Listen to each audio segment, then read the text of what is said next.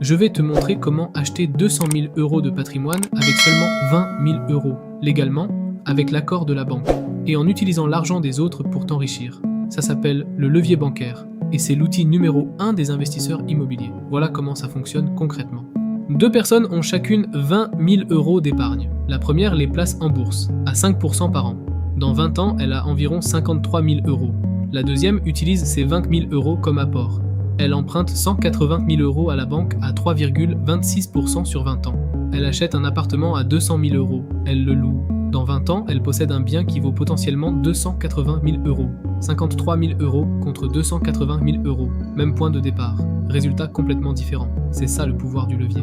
Mais il y a une règle absolue à respecter. Le rendement de ton bien doit toujours être supérieur au coût de ton crédit. En 2026, les taux sont autour de 3,26% sur 20 ans. Si ton bien rapporte 5% brut, le levier est positif. Tu t'enrichis avec l'argent de la banque. Si ton bien rapporte seulement 2%, le levier se retourne contre toi. Tu perds de l'argent chaque mois.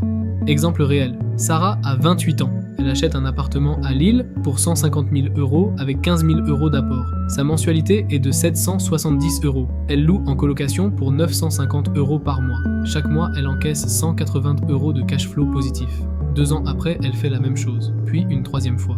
À 35 ans, son patrimoine immobilier dépasse 450 000 euros. Ses locataires remboursent ses 3 crédits. Voilà comment on construit un patrimoine d'1 million d'euros en partant d'un salaire ordinaire. Une dernière chose, le levier bancaire a aussi ses risques. Si le bien est vide pendant 3 mois, tu dois quand même payer ton crédit. Si les travaux sont plus chers que prévu, ça impacte ta rentabilité. C'est pour ça qu'on en parle dans les prochains épisodes. Comment bien choisir son bien, comment calculer sa rentabilité réelle et comment éviter les erreurs qui coûtent cher.